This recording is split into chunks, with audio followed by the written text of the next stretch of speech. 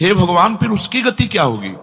आपने तो स्पष्ट कह दिया कि जिसका मन वश में नहीं, जिसकी इंद्रियां वश में नहीं, उसके लिए योग प्राप्त होना कठिन, अर्थात भगवत प्राप्ति होना कठिन है।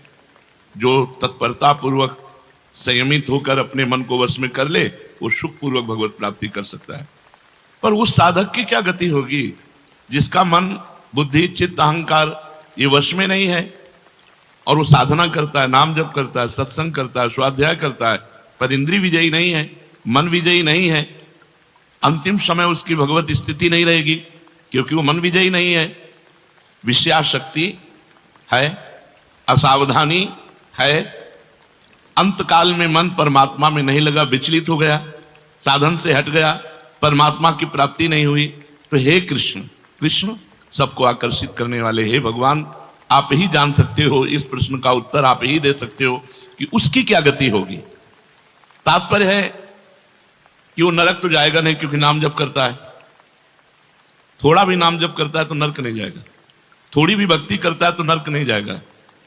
अजामिल के प्रसंग में यमराज जी ने अपने दूतों को आदेश किया था कि यदि कोई भी नारायण कृष्ण हरि बोलता है, गले में कंठी बांधे, वैष्णव है, भगवान का दास है, भूल करके मत जाना, तो नरक तो जाएगा नहीं, क्योंकि साधन करता है, नाम जप करता है, पाठ करता है, पर जितेंद्रीय नहीं है, मनोनिग्रही नहीं, इसलिए भगवत प्राप्ति तो होगी नहीं, ये भगवान कह रहे हैं। पर नरक तो जाएगा नहीं, क्योंकि नाम जप करता है, और स्वर्ग की इच्छा नहीं, इसलिए स्वर्ग नहीं जाएगा, और मोक्ष इसलिए नहीं हुआ कि वो मन इंद्रियों को बस में नहीं किया। तो उसकी गति क्या होगी? काम गतिम कृष्ण गच्छति, वो किस गति को प्राप्त होगा? कश्चिन्नो भय विभ्रष्टस् छिन्ना भ्रमिव नश्यति अप्रतिष्ठो महाबाहो विमूढ़ो ब्रह्मणा पथि। हे महाबाहो, हे अजान बाहु, संसार के आश्रय से तो रहित है और परमात्मा के मार्ग में भ्रष्ट हो गया है, परमात्मा को प्राप्त नहीं कर पाया और संसार के मार्ग को छोड़ दिया है, दोनों ओर से भ्रष्ट हुआ, उसकी क्या गति होगी? कहीं वो किसी बादलों की तरह छिन्न भिन्न नष्ट तो नहीं हो जाएगा। दोनों ओर से भ्रष्ट हुआ, अर्थात संसार मिला नहीं, परमार्थ में भगवान मिले नहीं, तो उसका समय जो परमार्थ में गया, जो भजन साधन में गया, वो सब बेकार हो गया, क्योंकि आपकी तो प्राप्ति हुई नहीं। एतन्मे संशयम कृष्ण छेतुर्मर्हस्य शेषतः त्वदन्या संशयस्यास्य छेता नाहुपपद्यते। हे कृष्ण, मेरे इस संदेह को सर्वथा छेदन करने के लिए आप ही समर्थ हैं, क्योंकि किसकी क्या गति होगी इसका निर्णय तो सिर्फ भगवान कर सकते हैं। इस संशय का छेदन करने के लिए आपके सिवाय इस सृष्टि में दूसरा कोई नहीं हो सकता, इसलिए आप का गति कृष्ण, उसकी क्या गति होगी? भगवान बोल रहे हैं, बहुत पार्थ नैवेह नामुत्र विनाशस्तस्य विद्यते नहि कल्याण कृत कश्चित् दुर्गतिम तात गच्छति। पहली बात है कि उसकी दुर्गति नहीं होगी, ये तो बस पक्की मान लो, वो नरक नहीं जाएगा, वो स्वर्ग नहीं जाएगा, मोक्ष नहीं होगा, लेकिन उनकी दुर्गति भी नहीं होगी। ऐसा नहीं है कि वो दुर्गति को प्राप्त हो जाए। जिसको अंत काल में भगवान का स्मरण नहीं होता, उसका कहीं पतन तो नहीं हो जाता? अर्जुन का पूछना था। इस बात को लेकर के बहुत व्याकुलता थी कि बेचारा साधन कर रहा है, इंद्रियां बस में नहीं, मन में बस में नहीं, तो अंत समय भगवान का स्मरण नहीं होगा तो उसकी दुर्गति हो जाएगी। तो भगवान कह रहे पार्थ नैवेह नामुत्र विनाशस्तस्य विद्यते। हे पृथानंदन, सच्चे हृदय से जुड़ा था, भगवान जुड़ना देखते, राहत न प्रभु चित चूक किए की करत सुरत सहबार ही की। भगवान उसकी क्रियाओं को नहीं देखते, उसके चित्त को देखा, हृदय की बात देखी। वो भगवान से जुड़ना चाहता है, वो भगवान को प्यार करना चाहता है, वो भगवान से मिलना चाहता है, पर इंद्रियां वश में ना होने के कारण, मन वश में ना होने के कारण बार बार वो विषयों में फिसल जाता है, बार बार भोगों में पतित हो जाता है। तो भगवान उसका पतित होना नहीं देखते, भगवान उसका चित्त से जुड़ना देखते हैं। राहत न प्रभु चित्त चूक किए की करत सुरत सहबार हिए की, हृदय की बात देखते। सच्चे हृदय से भगवान में जुड़ना चाहता था, अब उसका पतन नहीं हो सकता, मरने के बाद भी पतन नहीं हो सकता। जितनी उसकी स्थिति भजन में बन गई है उसके नीचे वो गिर ही नहीं सकता। बहुत बढ़िया बात है। हमारा अगर 100 नाम जप हो गया है तो 101 से चलेगा अगले जन्म में, 99 से नहीं चलेगा। जिसकी जितनी भजन में स्थिति हो गई है उससे वो नीचे वो नहीं गिर सकता। देखो, पहली बात तो दुर्गति हो नहीं सकती, नरक जाना नहीं है, स्वर्ग जाना नहीं है, दुर्गति होनी नहीं है। आगे भगवान बताएंगे उसकी गति क्या होगी। उसकी साधना जितनी है वो कभी नष्ट नहीं हो सकती। चाहे जितना बड़ा पाप बन जाए, उस पाप का उसे दंड भोगना पड़ेगा, लेकिन उसकी साधना नष्ट नहीं होगी। ये इस मार्ग का बहुत बड़ा सपोर्ट है कि मानो हम दिन भर भजन किया, हमसे शाम की गलती हो गई तो बोले दिन भर का भजन नष्ट हो गया। नहीं, आपका भजन दिन भर का वो है और जो आपकी गलती हुई वो अलग है। गलती का आपको प्रायश्चित या दंड भोगना पड़ेगा और भजन आपका सुरक्षित है। वो नीचे नहीं गिरेगा, उसकी साधन सामग्री नष्ट नहीं होगी। ये बहुत हृदय को शीतलता पहुंचा। हमने जो नाम जप किया हमारा सुरक्षित है, नाम जप को कभी नष्ट नहीं होगा। उसका पारमार्थिक उद्देश्य भी नहीं बदलेगा। उसने उद्देश्य बनाया भगवत प्राप्ति, वो उद्देश्य भी उसका नहीं बदलेगा। हाँ, कितने जन्म लगेंगे ये उसका प्रयास होगा, प्रयत्न होगा।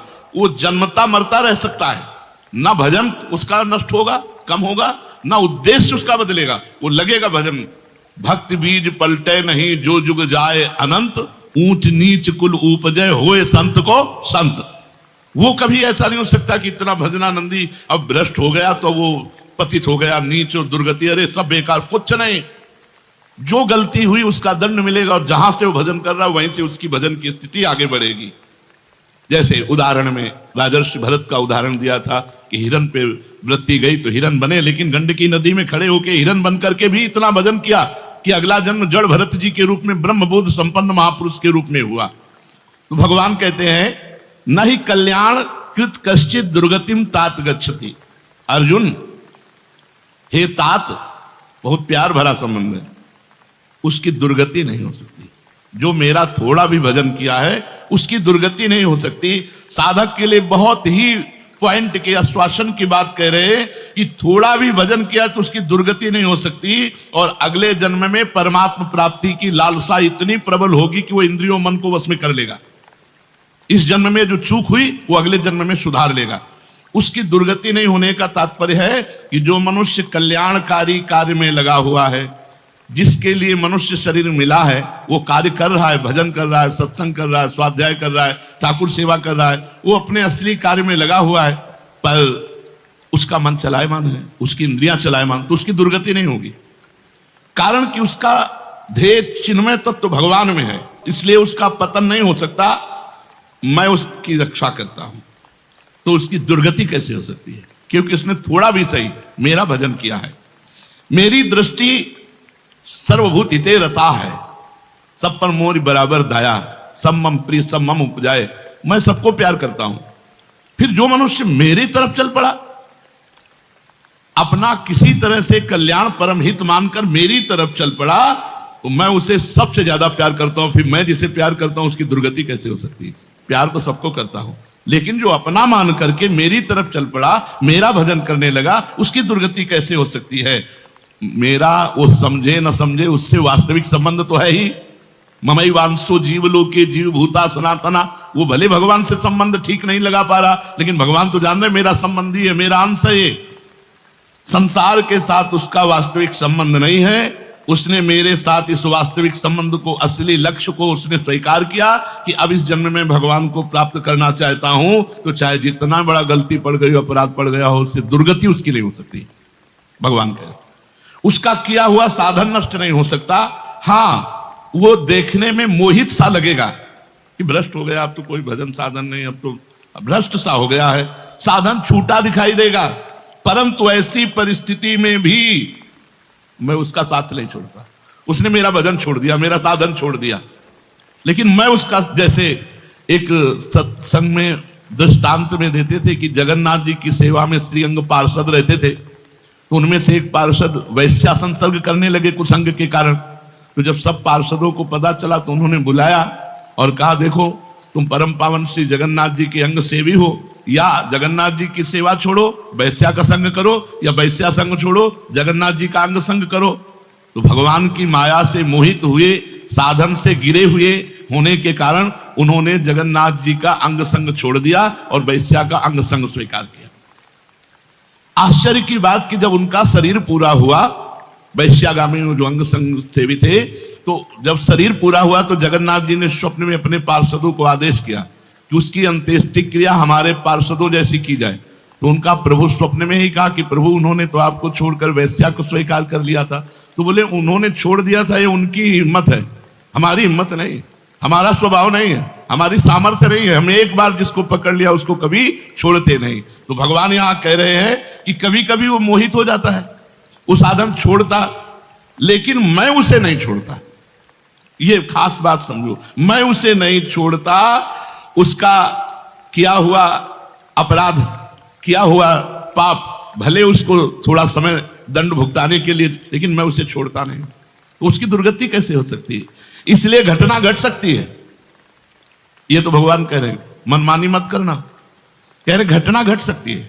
आपने अपराध किया, आपको पाप का दंड मिल सकता है, लेकिन मैं उसके अंदर ऐसी व्याकुलता पैदा करूंगा कि वो सब प्रपंच छोड़कर दौड़कर मेरी तरफ भाग पड़ेगा, क्योंकि मैं उसे नहीं छोड़ता। जैसे गोपियों में थोड़ा अभिमान आया, मैं अंतर ध्यान हुआ, लेकिन उन्हीं के बीच में रहकर जहां व्याकुल हुई मैं प्रकट हो गया। तो भगवान कह रहे हैं कि एक बार जिसके भीतर थोड़ी भी साधना चल पड़ी, थोड़े भी संस्कार भक्ति के पड़ गए, नाम जप करना, वाणी पाठ करना, थोड़ा भी भगवत्कार, कर्म चैव तदर्थीयम सदित्येवा भी धीयते, तो उसका कभी पतन नहीं हो सकता, जो संस्कार पड़ गया भक्ति का। क्योंकि सत वस्तु का कभी अभाव नहीं होता। तो फिर प्रभु गति क्या होती है उसकी? तो भगवान कह रहे प्राप्य पुण्य कृताम लोका नुषित्वा शाश्वती समाह शुचि नाम श्रीमताम गेहे योग भ्रष्टो भी जायते।